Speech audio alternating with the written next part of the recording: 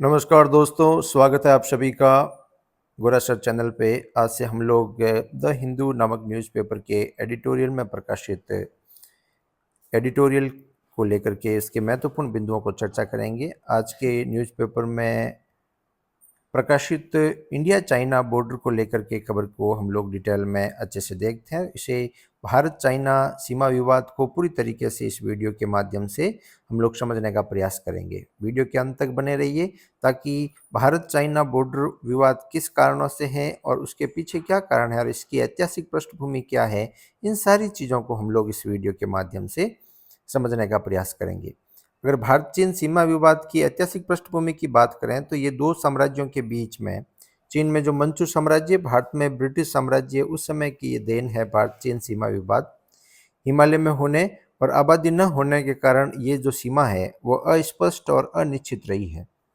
भारत शुरू से ही जो है ब्रिटिश कालीन नक्शों पर भारत ने भरोसा किया और उन्होंने सीमा को लेकर के बातचीत की आवश्यकता नहीं समझी, लेकिन शुरू से ही चीन जो है स्पष्ट सीमा बनाना चाहता था।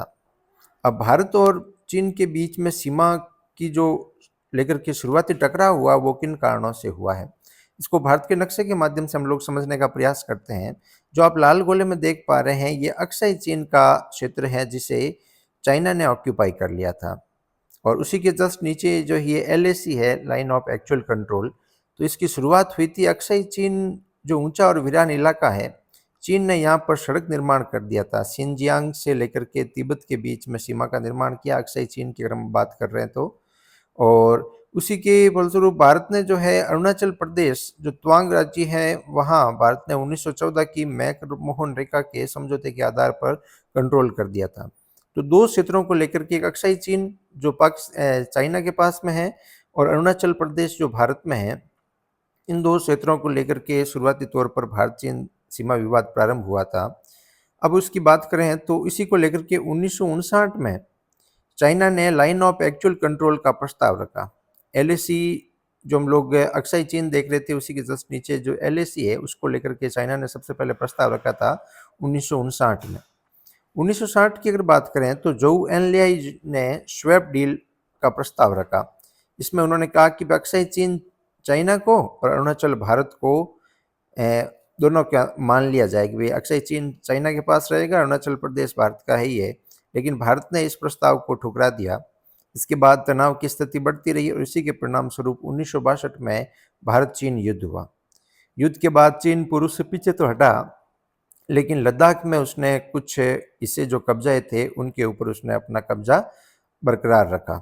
इसी को लेकर के विवाद निरंतर चल रहा है।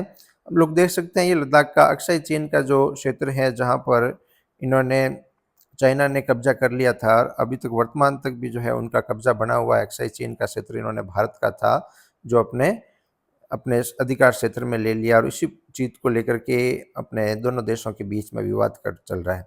LOC जो लाइन ऑफ कंट्रोल है वो भारत और पाकिस्तान के बीच का है और LAC line of actual control Bharat China के बीच में दोनों देशों की सीमाएं निर्धारित करती है। अब अगर हम आगे देखें कि युद्ध के बाद 1962 में हुए युद्ध के बाद दोनों देशों के बीच से क्या हालात बने रहे। 1967 में सिक्किम के नाथुला और चोला दर्रों में दोनों देशों के बीच में झड़पें हुई थी। 1967 में और छोटी मोटी झड़पें हुई।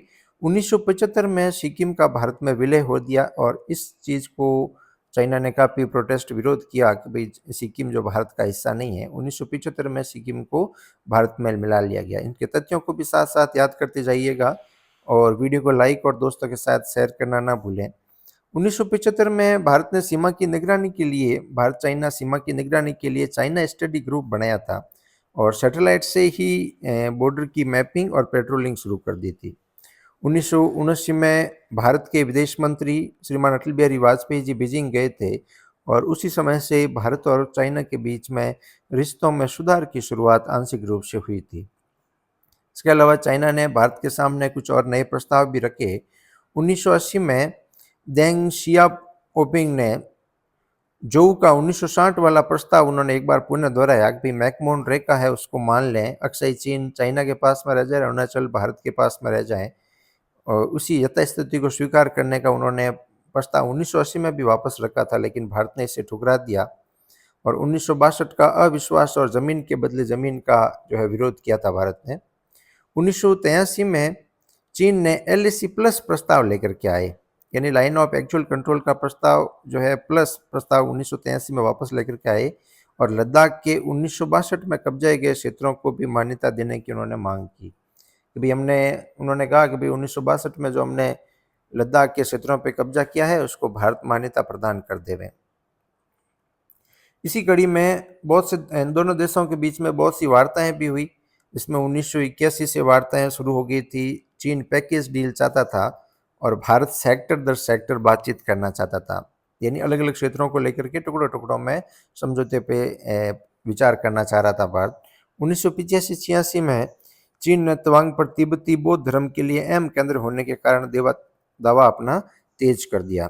इसी तिब्बत को लेकर के भी दोनों देशों के बीच में टकराव की स्थिति वो और गहरी होती चली गई और 1986 में वांगडुंग संकट आया, जिसमें चीन ने नमकाचू क्षेत्र पर अपना कब्जा कर लिया और भारत ने इसके बदले में ऑपरेशन फॉल्कन चलाया। इसके तहत सैनिक आगे बढ़ाई, स्थिति शांत हुई और भारतीय सैन्य स्थिति भी थोड़ी मजबूत हुई। अब सामान्य संबंधों की और दोनों देशों के बीच में भाई वार्ताएं समझौते हुए उसके अनुसार 1980 के दशक में सोवियत का खतरा थोड़ा घटने लगा तो चीन को भारत और अमेरिका की नज़दीकियाँ जो है बढ़ती नज़दीकियों को रोकने का उसने विचार बनाया। 1988 में भारत के प्रधानमंत्री राजीव गांधी जी ने बीजिंग यात्रा की और रिश्तों में धीरे धीरे सुधार की शुरुआत हुई। वहाँ के मुखिया देंग ने कहा था पुरानी कड़वी बातें हम लोग भूल जाएं और दोनों देशों के बीच में सौहार्द के रिश्ते स्थापित हों। सामान्य संबंधों की स्थापना भी धीरे धीरे होने लगी। सीमा विवाद को हल करने के लिए म्यूमा यानी mutual understanding and mutual accommodation की नीति पर दोनों देशों के बीच में सहमति बनी। उसमें तय हुआ कि सीमा पर शांति बनाए रखेंगे और अन्य क्षेत्रों में भी रिश्ते विकसित करेंगे और इसी के परिणाम स्वरूप जॉइंट वर्किंग ग्रुप का गठन हुआ ताकि सीमा समाधान पर काम किया जा सके। अंत में इस संपूर्ण घटनाक्रम को हम लोग एक चार्ट के माध्यम से संक्षेप में पुनः समझते हैं। 1914 में मैकमोहन रेखा पर दोनों देशों के बीच में हस्ताक्षर हुए। दोनों देशों की सीमा जो है वो मैकमोहन रेखा के नाम से जानी जाती है। 1914 में दोनों देशों के बीच में समझौता हुआ, इस पर हस्ताक्षर हुए ब्रिटिश काल में। 1959 में loss of mutual control actual line of actual control पर फिर वापस जो है प्रस्ताव हुआ। 1962 की अगर बात करें तो दोनों देशों के बीच में सीमा विवाद अत्यधिक बढ़ गया और दोनों देशों के बीच में युद्ध हुआ। 1980 में भारत के विदेश मंत्री अटल बिहारी वाजपेयी बीजिंग यात्रा पर पहली बार जाते हैं। 1980 में डेंग जियाओपिंग द्वारा 1960 के प्रस्ताव का पुनरुत्थान किया गया और 1988 में राजीव गांधी बीजिंग की यात्रा पर जाते हैं। इसी प्रकार के उपयोगी कंटेंट के लिए